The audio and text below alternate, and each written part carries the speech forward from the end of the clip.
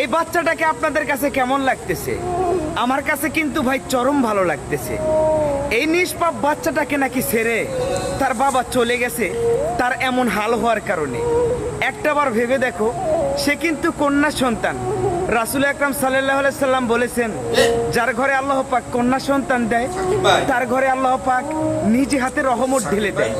যে পিতা এই সন্তানকে ছেড়ে চলে গেছে সে কতটা রহমত থেকে বঞ্চিত হয়েছে, সে শুধু এহকালে নয়, এই বাচ্চার অভিশাপে পরকালেও জ্বলবে। মার্শাল্লাহ, খুব সুন্দর ভিডিও বানাইছে আলমগীর ভাইয়ের ভিডিওগুলা। মার্শাল্লাহ, খুব সুন্দর। আমাদের নওগাঁ জেলার সন্তান, খুব ভালো ভিডিও বানায়। ভিডিওটা আপনারা আলমগীর ভাইয়ের ভিডিও আপনারা নিয়মিত দেখবেন। ভিডিও দেখলে শিক্ষণীয় ব্যাপার আছে আলমগীর ভাইয়ের ভিডিওতে, অবশ্যই আপনারা দেখবেন। আলমগীর ভাইয়ের যতগুলা ভিডিও আছে সবগুলাই ভালো।